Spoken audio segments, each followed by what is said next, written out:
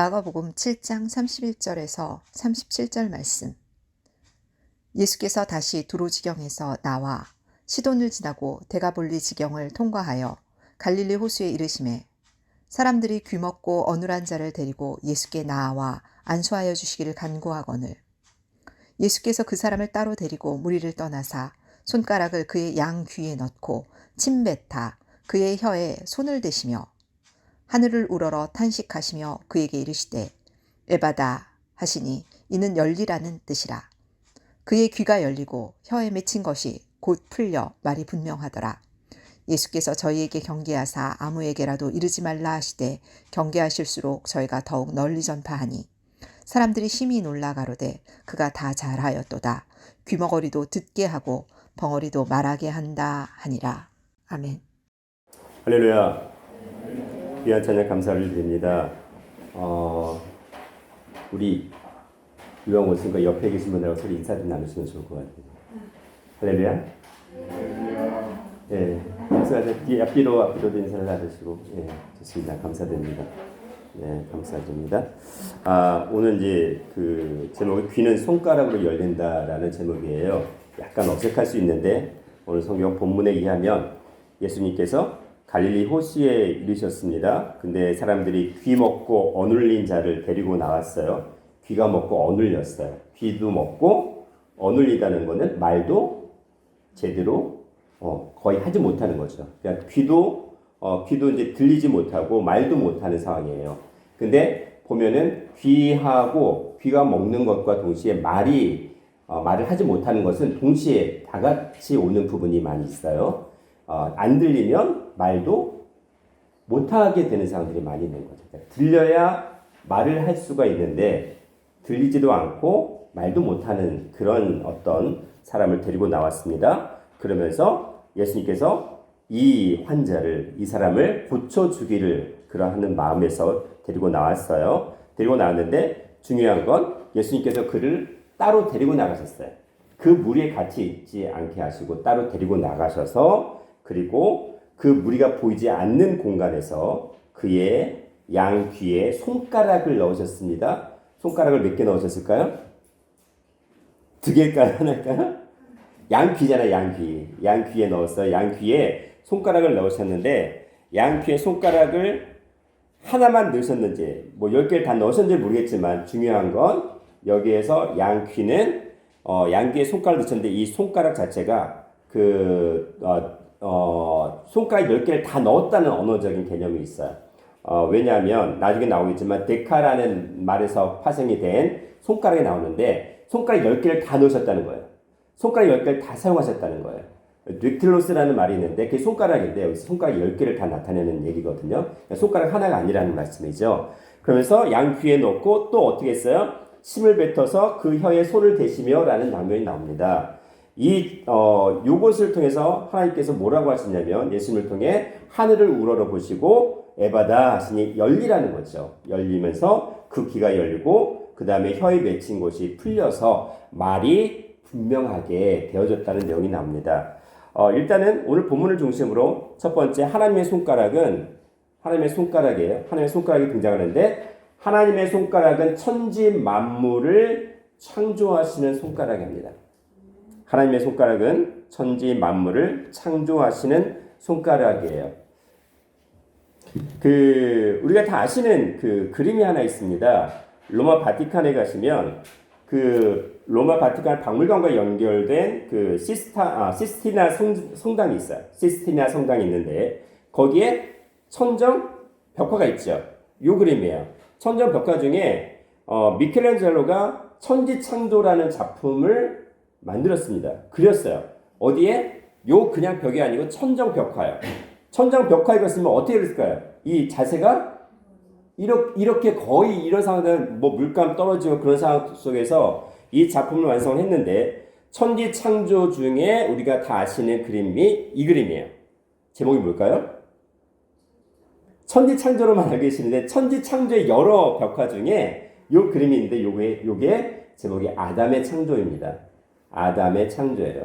아담의 창조인데 보시면 어떤 장면이 나와요? 이쪽에는 왼쪽에 아담이 있고 이쪽에 하나님이 계십니다. 근데 어떻게 하고 있어요? 하나님께서 손가락 어느 손가락? 요게? 이게 뭐예요? 검지라고 하나요? 예. 검지 손가락 또는 집게 손가락이라고도 불러요. 이거 갖다가 어떻게 하셨어요? 뻗으셨죠. 뻗으셨어요. 근데 중요한 건 손가락 하나만 뻗은 게 아니라 손가락 전체가 다 일단 뻗어 있는 거예요. 근데 일단 검지가 더 어떤 지시하는 대상이 아담을 향해서 더 지시를 하고 있지요. 근데 이 장면이 뭐냐면 미켈란젤로가 아담을 흙으로 사람을 만드십니다. 창세기 2장 7절을 보시면 아담을 어떻게 만드셨냐면 흙으로 사람을 만드셨어요. 이 장면. 사람을 만드셨어요. 사람 모양 맞죠? 근데 하나님께서 인정하신 사람은 무엇이냐면 그 코에 생기를 불어 넣으시는 장면이에요. 흙으로 사람을 만드셨습니다. 그리고 그 코에 생기를 불어 넣으셔서 생명이 되게 만드시는 그 순간의 장면이에요. 그 순간의 장면이에요. 그 순간의 장면인데 중요한 건 그 다음 볼게요. 자, 손가락이 닿았어요? 안 닿았어요? 손가락이 닿았나요? 안 닿았나요? 하나님의 손가락과 아담의 손가락이 닿았어요? 안 닿았어요?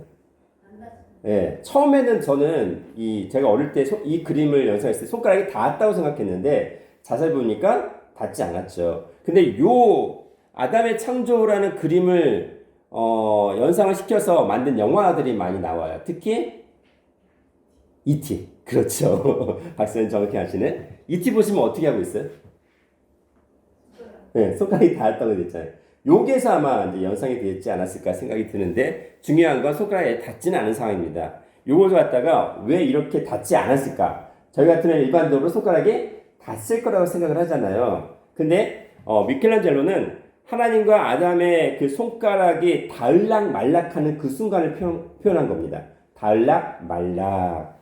아슬아슬하게 묘사를 한 건데 왜 이렇게 표현했냐면 인류 최초라고 하죠. 그러니까 하나님의 형상으로 지음받은 아담의 창조가 진행되는 이 순간에 어떤 하나님의 긴장감과 그리고 신비감, 창조의 그 역사의 순간을 묘사를 하고 싶었던 거예요. 미켈란젤로는. 그래서 그것을 긴장감을 주기 위해서 그런 창조 안의 그 순간의 위대함을 나타내기 위해서 손가락에 달락말락한 그 상황을 연출했다고 이야기합니다. 요 손가락을 제가 그림을 보여드리는 이유는 하나님께서 우리를 창세기 2장 7절에 흙으로 사람을 지으시고 그 코에 생기를 불어넣으셔서 사람을 생명이 되게 만드셨다고 했는데 흙으로 사람을 지으셨다고 했잖아요. 그러면 무엇을 이용했을까요? 흙으로 사람을 지었다? 그냥 말씀으로 우리는 이제 말씀으로 천지 만물을 창조하셨기 때문에 그건 상관이 없는데 중요한 건 흙으로 사람을 지으셨다고 말씀하시면서 이 사람을 하나님은 영이시기 때문에 어떤 영적인 존재이시기 때문에 어떤 손이 따로 있고 눈이 따로 있고 그런 상황은 아니에요. 하지만 하나님께서 이 땅에 사람으로 오셔서 우리를 직접 만나 주셨잖아요. 그리고 음성 언어로 우리에게 말씀을 주셨어요. 직접 주셨어요. 그런데 중요한 건 그 안에 하나님의 창조 사역 가운데 하나님의 손이 하셨다는 표현이 나옵니다. 물론 이 창세기 2장 7절에서는 손이라는 표현은 없어요. 하지만 흙으로 사람을 만드셨다 할 때에 어떤 것을 이용하셨을까요? 하나님의 손을 이용하셔서 흙으로 사람을 만드셨다라는 개념이 그 안에 스며 있습니다. 이사야 64장 8절에 보시면 여호와여 주는 우리 아버지시니라고 되어 있어요. 여호와여 주는 우리 아버지시니 우리는 진흙이에요. 주는 토기장이시니 우리는 다 주의 손으로 지으신 것이라 라고 말씀하였습니다. 하나님께서 우리를 창조하셨습니다. 하나님의 형상으로 창조하셨는데 그 하나님의 형상으로 창조하신 하나님의 이름은 인자, 예수님 그런 개념이 아니라 뭐다? 아버지라는 거예요. 창조주 하나님의 이름은 아버지다. 근데 그 아버지께서 진흙 같은 진흙에는 생명이 없습니다. 진흙에는 어떤 생기가 없어요. 근데 그 진흙을, 즉 진흙 같은 우리 사람을 주의 손으로 지으셨다라는 게 이사야 64장 8절 말씀입니다. 이것뿐만 아닙니다. 하나님의 형상으로 사람을 만드신 것뿐만 아니라 이 천지 모든 만물을 하나님께서 창조하셨습니다. 시편 8편 3절 4절에 주의 손가락으로 만드신, 여기 주의 손가락이 나와요. 주의 손가락으로 만드신 주의 하늘과 주의 베풀어 두신 달과 별들을 내가 보니. 시편 8편 3절이에요. 그렇죠? 4절에는 사람이 무엇이간데 주께서 저를 생각하시며 인자가 무엇이간데 주께서 저를 권고하시나이까 라고 되어 있어요. 자, 손이라고 말씀을 이사야 64장 8절에서 말씀하셨는데 더 구체적으로는 시편 8편 3절에서는 손가락이 나와요. 손이라는 거는 여기서 이사야 64장 8절에서 손이라는 거는 단순히 손만 얘기하는 게 아니라 이 팔부터 손 전체를 얘기하는 거예요. 야드라고 되어 있는데 그것이 히브리어로 야드인데 이 야드에서 영어에 1야드 할 때 그 야드가 나온 거거든요. 근데 그게 어디예요? 팔부터 손 전체를 얘기하는 손이에요. 그게 하나님께서 천지 만물을 창조하신 손인데 특별히 시편 8편 3절에서는 주의 손이 아니라 손가락이라고 더 구체적으로 표현을 하고 있습니다. 소유의 손가락. 미켈란젤로는 여기에서 천지 창조의 그림을 그려냈던 것입니다. 주의 손가락이에요. 그래서 손가락이 더 강조가 되어진 겁니다. 세밀하게 정밀하게 표현이 되어진 겁니다. 이 손가락을 에치바라고 합니다. 에치바라고 해서 손가락을 다 연상시키는 거예요. 야드가 아니라 에치바. 손가락이에요. 손가락. 근데 중요한 거 시편 19편 1절에도 하늘이 하나님의 영광을 선포하고 궁창이 그 손으로 하신 일을 나타내는도다 라고 하면서 주의 손과 손가락을 같이 연상해서 천지 만물을 창조하셨다라고 되어 있습니다.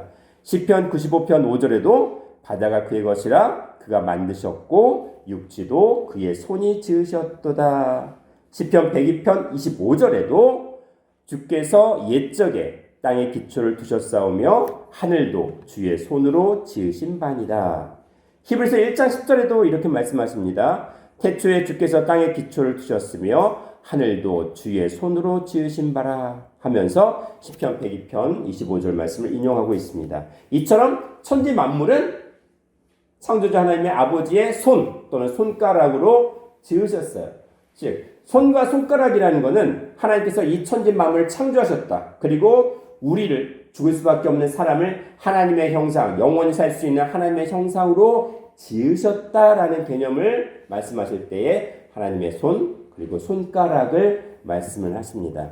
큰 두 번째로 하나님의 손가락은 말씀을 기록하는 재창조입니다. 말씀을 기록하는 재창조. 우리가 하나님의 손가락은 천지 만물을 창조하셨다고 했는데 이 하나님의 손가락은 아담 타락 이후로 말씀으로 우리 마음 심령판에 기록해서 죽을 수밖에 없는 사람들 다시 재창조하는 그 역사를 나타냅니다.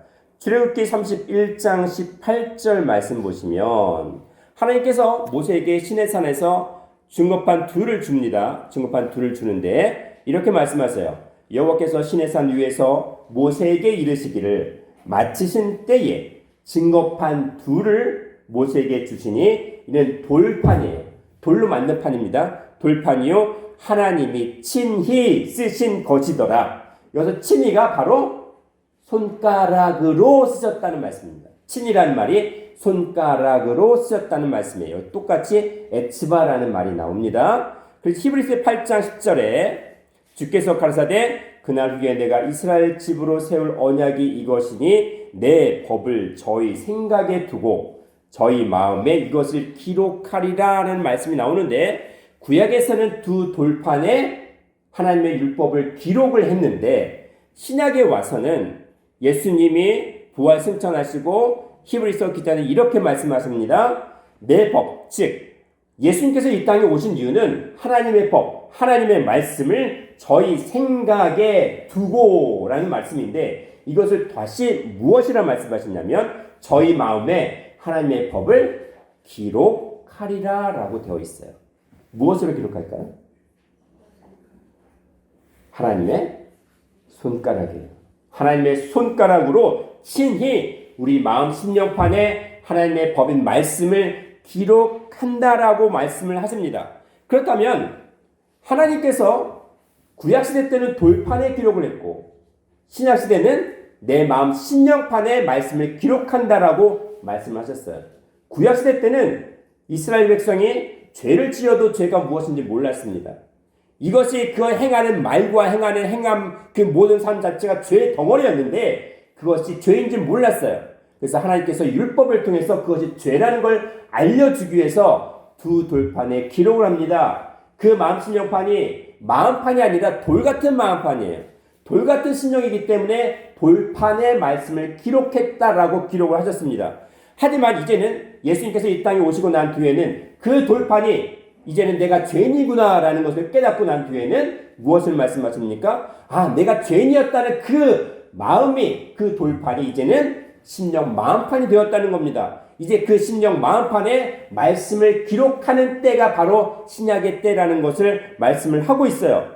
고린도후서 3장 2절 3절 말씀에 이렇게 말씀하십니다. 너희가 즉 각자 우리가 바로 그리스도의 편지라고 말씀하시면서 고린도후서 3장 3절에 너희는 우리로 말미암아 나타난 그리스도의 편지니 이는 먹으로 쓴 것이 아니요 즉 먹이 아닙니다. 볼펜을 쓴 게 아니에요.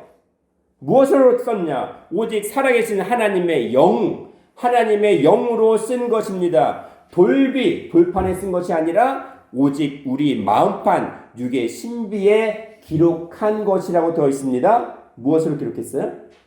살아계신 하나님의 영으로 기록했대요.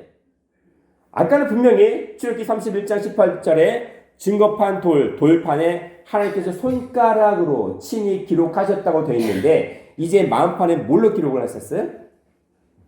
살아계신 하나님의 영으로 기록을 하셨다고 되어 있습니다. 이 살아계신 하나님의 영은 요한복음 6장 23절에 내가 너에게 이른 말씀이 영이고 생명이라고 말씀하셨기 때문에 하나님의 영이라는 게 바로 하나님의 말씀이라는 거예요. 손가락이 이제는 하나님의 말씀으로 설명되어지고 있습니다. 하나님의 손가락이 무엇을 상징했냐면 영원하신 살아계신 하나님의 말씀이라는 것을 나타내고 있는 겁니다. 살아계신 하나님의 말씀으로 우리 마음판에 기록을 했기 때문에 너희 각자가 하나님의 형상인데 바로 무엇이냐? 예수 그리스도의 편지라는 거예요. 편지라는 거는 어떤 역할을 하죠? 우리가 편지를 받으면은 그 편지를 통해서 무엇을 알게 돼요? 소식을 전하는 거잖아요. 그럼 어떤 소식을 전하는 걸까요? 그리스도의 편지니까 그리스도에 관한 소식. 그리스도가 누구인지, 내가 너희 각자 한 사람 한 사람을 얼마나 사랑하는지를 표현하는 거 아니겠어요? 지금은 편지를 거의 잘 안 쓰시는 것 같아요. 옛날에는 이게 연애를 하게 되면 뭘 쓰게 돼요? 연애 편지를 쓰잖아요. 어떤 분은 하루에 한 장씩 쓰신 분들도 있다고 하더라고요. 결혼하기 전까지. 그렇죠? 우리가 어떤 편지를 받냐면 예수 그리스도의 연애 편지를 받습니다. 각자 나에게. 하나님께서 각자 나를 사랑하신다는 것을 그 이야기를 쓰신 연애 편지가 바로 성경입니다. 그 성경, 각자 나를 얼마큼 사랑하시는지에 대한 그 사랑의 표현을 나타낸 것이 편지인데 어떤 사랑이냐면 너희가 죽는 존재가 아니라 영원히 사는 존재라는 걸 드러내기 위해서 말씀하시는 사랑의 편지예요. 그래서 그리스도의 편지예요. 그것을 나타내시는 게 성경 말씀입니다. 그것을 우리의 마음판에 기록을 했대요. 하나님께서 편지를 어떻게 우리에게 보내셨냐면 우리 심령 마음판에 말씀을 기록해서 그것을 편지로 나타내셨다는 겁니다. 로마서 8장 9절에 만일 너희 속에 하나님의 영이 거하시면 너희가 육신에 있지 아니하고 영에 있나니 누구든지 그리스도의 영이 없으면 그리스도의 사람이 아니라. 하나님의 영으로 우리의 심령이 기록을 했습니다. 그래서 하나님의 영이 우리 말씀으로 우리 안에 거하시면 그리스도의 사람인데 만약에 하나님의 영이 없으면 그리스도의 사람이 아니라는 겁니다. 로마서 8장 11절에도 그리스도 예수를 죽은 자 가운데서 살리신 이가 너희 안에 거하시는 그의 영, 즉 예수 그리스도를 살리신 하나님의 영이 우리의 죽을 몸도 살리시라. 보세요. 예수 그리스도를 살리신 하나님의 영, 그 말씀이 우리 안에 거하셔서 우리도 살리신다는 게 바로 그리스도의 편지의 내용입니다. 우리를 죽을 몸에서 영원히 사는 몸으로 바꿔주신다는 게 바로 영생이라는 메시지를 전달하기 위한 그리스도의 편지라는 것입니다. 그래서 예수 그리스도의 편지는 바로 우리를 죽을 자가 아닌 영원히 사는 자로 만드시기 위한 편지라는 겁니다. 그래서 이 땅에 오신 예수님께서는 야, 너희가 예수 그리스도의 편지인데 네가 깨닫지 못하니까 내가 한 가지를 나타내 줄 거야. 그래서 어떤 사건이냐면 서기관과 바리새인들이 가늠 중에 잡힌 여자를 데리고 옵니다. 왜? 예수님을 모함하기 위해서 데리고 와요. 그러면서 그 잡힌 여자를 끌고 와서 그 많은 무리들 가운데 세워요. 세워서 선생이요, 이 여자가 가늠하다가 현장에서 잡혔습니다. 그러니까 현장범이에요. 그럼 현장범은 어떻게 되냐면 율법에 의하면 돌로 쳐서 그 자리에서 죽이는 게 유대의 율법이에요. 근데 모세는 율법에 이런 여자를 돌로 치라 명하였거니와 선생은 어떻게 말하겠삼나이까. 근데 이 사람들이 율법으로 예수님을 모함하려고 했는데 율법을 스스로 어겼습니다. 왜? 여자만 데려왔어요. 남자도 같이 데려와야 되는데 스스로 율법을 어겼습니다. 그렇잖아요? 여자만 데려왔다는 건 무슨 꿍꿍이 속에 있었을까요? 그 남자도 한패 아닐까요? 그럴 수도 있는 거 아니에요? 남자와 여자를 같이 데리고 와서 현장에서 바로 돌로 쳐 죽이는 게 유대인의 율법인데 여자만 데려왔다는 건 뭐예요? 예수님을 모함하기 위해서 그 남자도 한패일 가능성이 있지 않았을까요? 그렇잖아요. 배제할 수는 없어요. 여자만 데려와서 어떻게 할까라고 얘기합니다. 근데 저희가 이렇게 말하면 예수님을 고소할 조건을 찾기 위한 거죠. 그래서 예수께서 그때 뭘 하시냐면 예수께서 몸을 굽혔습니다. 예수께서 몸을 굽혀요. 몸을 굽혔잖아요. 그렇죠? 몸을 굽혀서 어떻게 했어요? 손가락으로 땅에 쓰셨습니다. 글을 썼어요. 몸을 굽혀서 예수님께서 땅에 손가락 글을 쓰셨습니다. 이게 첫 번째예요. 근데 그 상황 속에서 왜 어떤 글을 썼는지는 내용이 안 나왔어요. 아마도 이런 글일 수도 있지 않을까. 야, 너희가 말한 율법에 남자와 여자를 같이 데려와야 되는데 거기에 대해서는 네가 여자만 데려왔다라고 쓰셨을 수도 있겠지요. 내용이 뭔지 모르겠지만. 근데 유대인들, 그 당시에 서기관과 바리새인들이 종교 지도자들이 가만히 있었어요. 왜? 맞는 말이니까. 남자도 데리고 와서 남자 안 데려왔거든요. 율법에 남자도 데려왔는데 데려오지 않았어요. 그러니까는 가만히 있었던 겁니다. 가만히 있었어요. 그리고는 7절에 저희가 묻기를 맞이 아니하느니라. 아무것도 못했어요. 아무 말도 못했습니다. 이에 일어나 가로되 너희 중에 죄 없는 자가 먼저 돌로 치라. 이미 율법을 보였으니까 죄인 아니에요? 서기관과 바리새인들 종교 지도자들조차도 이미 죄인입니다. 율법의 100가지 중에 하나라도 범하면 죄인이기 때문에. 율법은 그래요. 근데 이미 죄인이니까 죄 없는 자가 돌로 치라는 겁니다. 돌로 칠 자가 있어요, 없어요? 없는 거예요, 이미. 그렇잖아요? 8절에 다시 몸을 굽히사 손가락으로 땅에 쓰시니 또 같은 얘기를 하셨습니다. 다시 몸을 굽히사 손가락으로 땅에 또 글을 쓰셨어요. 어떤 내용을 쓰셨을까요? 우리는 알 수도 없어요. 내용은 안 나왔으니까. 근데 9절에 저희가 이 말씀을 듣고 양심의 가책을 받아 어른으로 시작하여 젊은이까지 하나씩 나가고 오직 예수와 그 가운데 섰는 여자만. 어른들도 왔고요. 젊은이들도 왔습니다. 다 몰려들어서 예수님을 다 지금 모함해서 죽이려고 하는 상황이에요. 근데 다 물러갔어요. 누구만 남았어요? 예수님과 그 여자만 남았습니다. 근데 중요한 건 몸을 굽히셨죠. 몸을 굽히셨다는 거는 어떤 거냐면 창조주 하나님께서 창조주가 피조물인 사람으로 이 땅에 오신 사건을 예표합니다. 창조주가 피조물로 이 땅에 오신 거예요. 이 천진만물을 창조하신 창조주 하나님이 피조물이 사람으로 오신 사건이에요. 그리고 피조물로 오신 그 사건 가운데 땅에다가 손가락으로 글을 썼습니다. 손가락은 뭐였어요? 창조주 하나님이죠. 하나님께서 천지 만물을 창조하신 그 창조주 하나님을 나타내고 손가락은 또 말씀을 영생의 말씀을 우리 가운데 기록하는 그 행위를 나타내는 겁니다. 영생을 주시는 말씀을 나타내요. 근데 땅에 기록을 했어요. 땅에 창조주 하나님의 말씀이 기록됐습니다. 뭡니까? 땅이라는 건 여기서 땅은 창세기 2장 7절에 그 땅으로부터 흙을 취해서 사람을 만드셨다고 되어 있는데 그 땅이에요. 창세기 2장 7절에 그 땅으로부터라는 말이 번역이 안 되어 있어요. 빠져 있어요. 히브리어 본문에는 민하 아다마라고 되어 있어 그 땅으로부터 흙을 취해서 사람을 만드시고 할 때 그 땅이에요. 그 땅에 손가락으로 글을 썼습니다. 말씀을 기록했어요. 무엇을 하는 행위일까요? 창세기 2장 7절 말씀을 예수님께서 이 땅에 오셔서 그대로 또 보여주신 겁니다. 그대로 두 번이나 보여주신 거예요.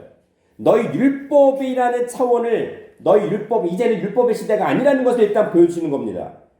첫 번째 땅에 글을 쓰신 것, 두 번째 땅에 쓰신 건 뭐냐면 야 너희가 말씀한 그 율법의 본질 예수 그리스도의 말씀 자체가 바로 나다라는 겁니다. 예수님께서 이 땅에 손가락을 대셨다는 것 자체가 뭐예요? 하나님의 말씀의 생기를 그 생명이 없는 사람에게 불어 넣으셨다는 행위를 보여주시는 거예요. 그래서 예수님께서 11절에 이런 말씀을 하십니다. 예수께서 가르사대 나도 너를 정죄하지 아니하오니 가서 다시는 죄를 범치 말라 하시니라. 나는 세상의 빛이니 나를 따르는 자는 어두움에 다니지 아니하고 생명의 빛을 얻으리라. 보세요. 예수님께서 여자를 정죄했어요? 안 했어요? 정죄 안 했어요. 왜? 말씀이 생명이기 때문에 그 말씀을 깨닫는 그 자체가 이미 죄사함을 받는 행위예요. 그러면서 뭐라고 말씀하셨냐면 나는 생명의 빛이다. 생명을 주는 말씀의 빛이라는 겁니다. 생명을 주는 하나님 자신이라는 거예요. 요한복음 1장 1절에서 2절 말씀 보니까 태초에 말씀이 계시니라 이 말씀이 바로 누구냐? 하나님이라는 겁니다. 생명이라는 거예요. 사람들의 빛이라는 거 말씀하셨어요. 하나님 자신이 이 땅에 오셔서 너희에게 말씀하시는 그 행위 자체 못 깨달으니까 땅에다가 손가락으로 글을 쓰시는 행위를 대신 보여주신 겁니다. 따라서 무엇입니까? 손가락으로 땅에 글을 쓰신 사건은 창세기 2장 7절 말씀처럼 다시 한번 우리를 창조하신 사건입니다. 하나님의 형상으로 하나님의 생명으로 창조하신 사건이에요. 재창조하는 사건입니다. 그 재창조하는 사건 자체가 바로 너희 죄를 용서하신다는 사건입니다. 왜? 로마서 6장 23절 말씀에 너희가 죄 가운데서 죽습니다. 죄의 삭은 죄의 결과는 죽음인데 우리가 그 죄의 결과로 인해서 지금 죽고 있는데 그 죄를 사함받으면 말씀을 깨달아서 그 죄가 용서받으면 죽지 아니한다는 거예요. 영원히 산다는 말씀입니다. 큰 세 번째로 하나님의 손가락은 귀를 열어서 말씀을 듣게 하시는 손가락입니다. 하나님의 손가락은 귀를 열어 말씀을 듣게 하시는 손가락입니다. 오늘 본문 말씀 보니까 마가복음 7장 31절에서 37절이죠. 아까 말씀을 드렸던 것처럼 귀가 먹고 혀가 어눌했어요. 귀도 들리지 않았고 혀도 말을 정확히 하지 못했습니다. 보세요. 이것은 무엇이냐면 일반적으로도 말을 듣지 못하면 말을 못하죠. 그러면 신령한 귀가 말씀을 듣지 못해요. 깨닫지 못하면 역시 뭐예요? 우리 입도 혀도 생명의 말씀을 전하는 것이 아니라 그 영혼을 죽이는 말을 한다는 거예요. 일반적으로도 말을 듣지 못하면 귀가 막히면 말을 하지 못하는 것처럼 우리가 영적인 귀가 막혀 있으면 말씀을 깨닫지 못하는 귀가 돼버리면 어떻게 돼요? 우리 입도 살리는 말이 아니라 죽이는 말을 하게 된다는 거예요. 그 얘기를 하는 겁니다. 보세요. 그러면서 예수께서 어떻게 하셨냐면 그 귀 먹은 자를 데리고 어디로 가셨다고요? 데리고 떠났습니다. 그 무리 가운데 데리고 떠났어요. 데리고 떠나다는 말 자체가 아포람바나라고 해요. 아포람바나로 하는데 이게 무슨 말이냐면 데리고 떠나셨죠. 데리고 떠나셨어요. 근데 이게 뭐냐면 다시 그 귀먹고 어눌한 자를 다시 취하다는 겁니다. 다시 취하다, 회복하다, 되찾다, 그리고 다시 분해해서 다시 취하다는 개념이에요.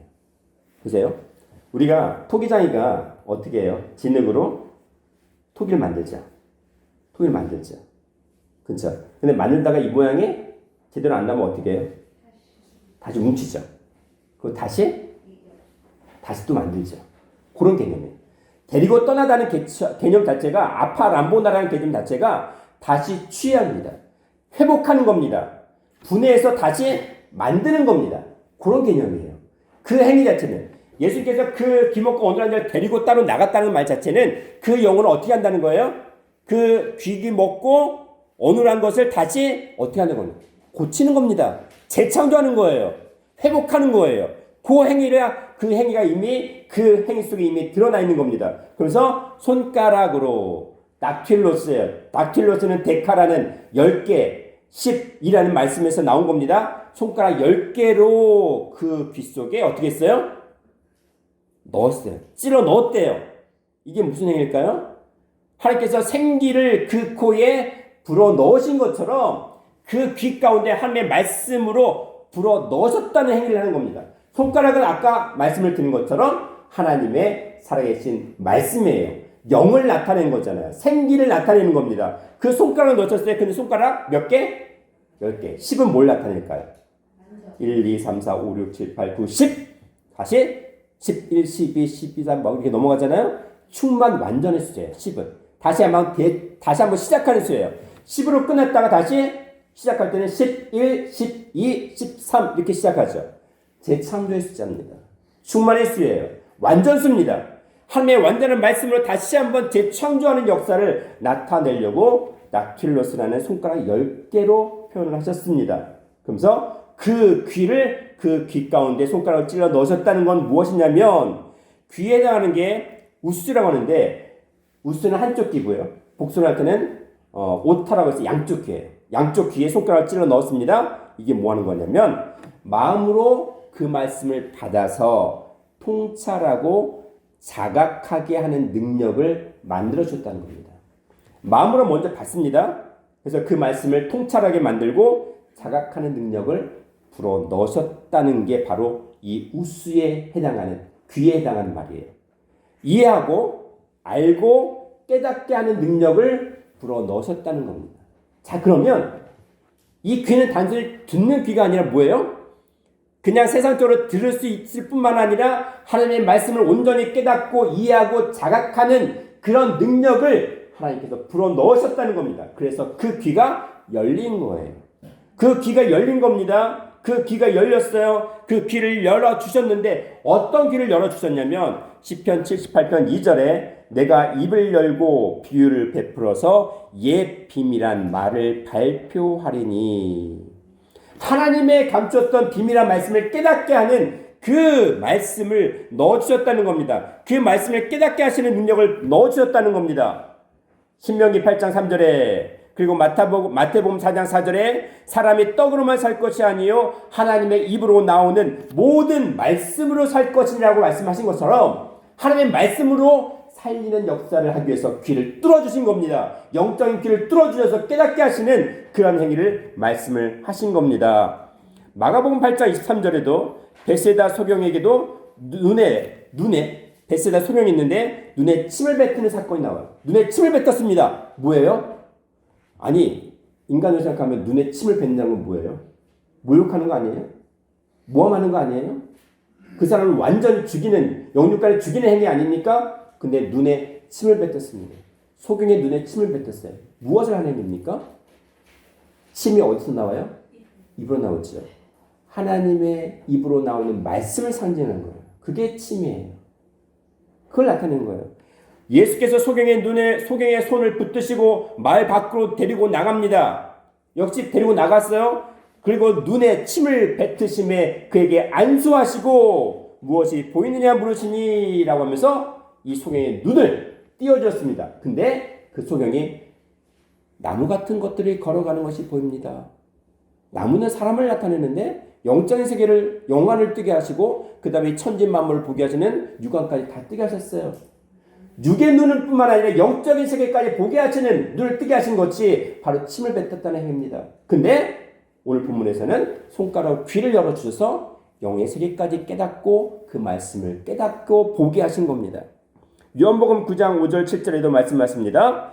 나는 세상의 빛이로다. 땅에 그러면서 뭐라고 하시냐면 날 때부터 소경된 자에게 어떻게 하셨냐면 나는 세상의 빛이로다. 그러면서 땅에 뭐 했어요? 침을 뱉어서 진흙을 이겨서 그의 눈에 발랐습니다. 이건 뭐예요? 아까는 그냥 눈에다 침을 뱉었잖아요. 이제는 두 번째 뭐예요? 땅에다가 침을 뱉어서 진흙을 이겨서 거기 눈을 발랐습니다. 좀 더 구체화되지 않았어요? 내가 너희를 창조하신 하나님이야. 창세기 2장 7절의 말씀을 더 구체화시키지 않았습니까? 그러면서 눈에 발라서 어떻게 했어요? 실로암 못에 가서 씻으라고 합니다. 그랬더니 실로암 못에 가서 씻었더니 눈이 밝게 띄어졌습니다. 마찬가지예요. 그런 상황입니다. 중요한 건 예수님께서 손가락으로 양 귀에 넣으시고 그 다음에 혀에다가 어떻게 하셨어요? 어떻게 하셨어요? 자, 혀에다가 손을 대셨죠. 분명히 오늘 마가복음 7장 본문에서는 손가락이 주인공이에요. 손가락이고 침을 뱉어서 그의 손을 또 댔대요. 그럼 어떻게 한 걸까요? 손가락이 주인공인데 손가락에다 죄송합니다. 뱉어가지고 어떻게 했어요? 혀에도 대신 거예요. 와, 하도 못 깨달으니까 다 도원하신 거 아니에요? 침으로도 말씀하시고 진흙으로도 말씀하시고 손가락으로도 말씀하신 겁니다. 너희를 다시 한번 재창조, 너희를 영적으로 다시 깨닫게 해서 영원히 살게 하는 그러한 존재가 바로 나다라는 것을 하십니다. 그래서 어떻게 하셨어요? 하늘을 우러러 보셨습니다. 하늘을 우러러 보셨어요. 이게 아나폴레포라는 건데 하늘 위를 쳐다보는 행위잖아요. 이게 무슨 행위일까요? 하늘 위를 왜 보셨을까요? 왜 봤을까요? 근데 아나폴레포라는 이 말 자체가 뭐냐면 잃었던 시력을 회복하다는 뜻이에요. 하늘 위를 바라봤다는 거잖아요. 하늘 위를 바라봤는데 잃었던 시력을 회복하는 뜻이래요. 그러면 우리가 눈으로 주로 어디를 봐요? 하늘 보기보단 땅 바라보기 바쁘지 않아요? 땅에서 일하고 돈 벌고 생활하기 바쁘지 않아요? 정말 땅의 것을 바라보기 바쁘지 않아요? 근데 어떻게 하라는 거예요, 우리가? 하늘을 바라보는 거예요. 하늘을 바라봐서 열린 하늘을 바라보고 영적인 귀가 열리라는 겁니다. 영적인 눈이 뜨이라는 말씀을 하시는 겁니다. 그러면서 에바다 하셨습니다. 보세요. 잃었던 시력을 회복하는 그 행위가 바로 우러러 보는 행위인데 말씀으로도 하십니다. 에바다. 열리라는 뜻이에요. 어떻게 열립니까? 이해하는 마음을 열어라. 영적으로 이해하고 배울 수 있는 마음, 그 배울 수 있는 능력을 일깨우다는 뜻이에요. 그게 열리다는 겁니다. 그게 에바다는 뜻이에요.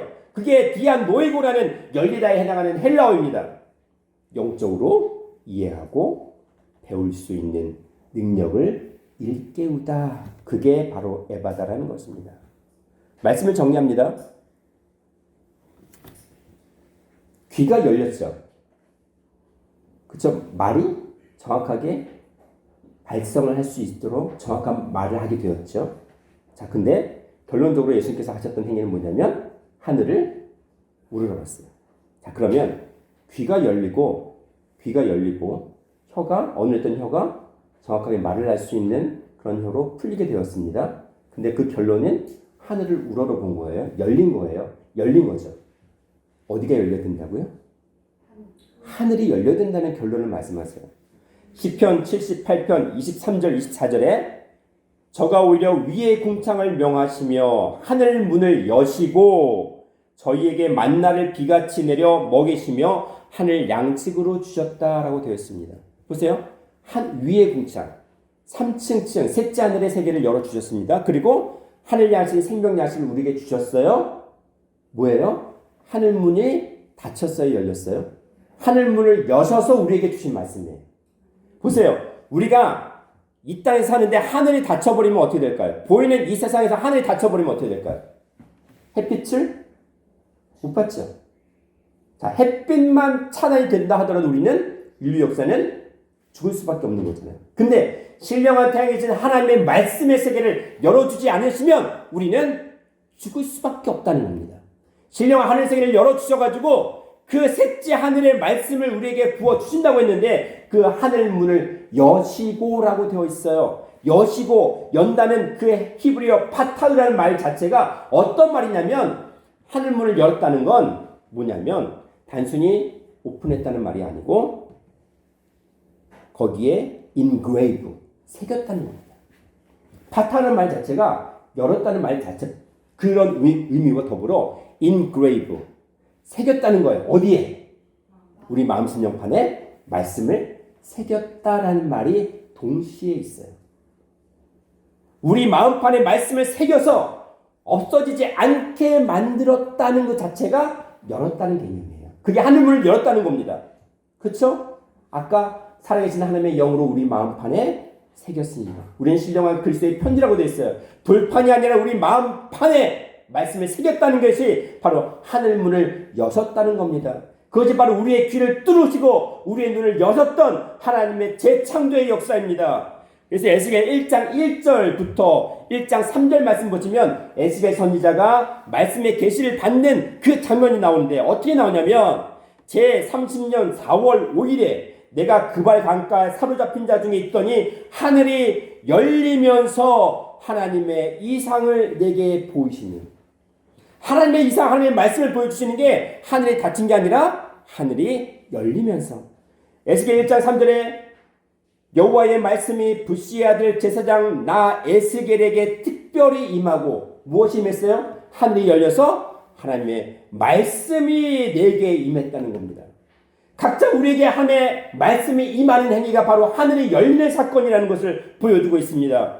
요한계시록 4장 1절에도 사도 요한에게 이런 말씀을 하십니다. 하늘에 열린 문이 내게 있는데, 하늘에 열린 문이 있습니다. 내가 들은 바 처음에 내게 말하였던 나팔소리 같은 음성을 들려주셨어요.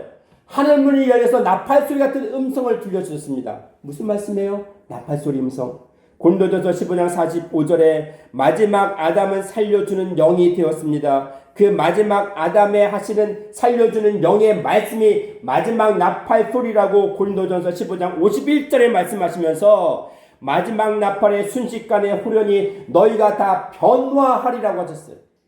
사도 요한에게 보여주신 말씀이 우리를 영원히 살리는 변화의 말씀이라고 하시면서 마지막 나팔소리라고 하신 겁니다. 그것이 하늘이 열렸을 때예요. 그것이 바로 귀가 열리는 사건입니다. 그것이 바로 눈이 열리는 사건이에요. 하나님의 손가락으로 우리의 하늘, 영적인 하늘을 열게 만드시고 우리를 이 땅에서 영원히 살게 하시는 말씀이라는 것을 우리에게 오늘 본문은 알려주고 계십니다. 우리 삶 속에 이제는 죽음이 아니라, 사망이 아니라 영원히 사는 영생의 말씀, 하늘이 열리는 사건, 하늘이 열리는 축복을 받아 누리시는 모든 성도들 되시기를 주님의 이름으로 축원하겠습니다.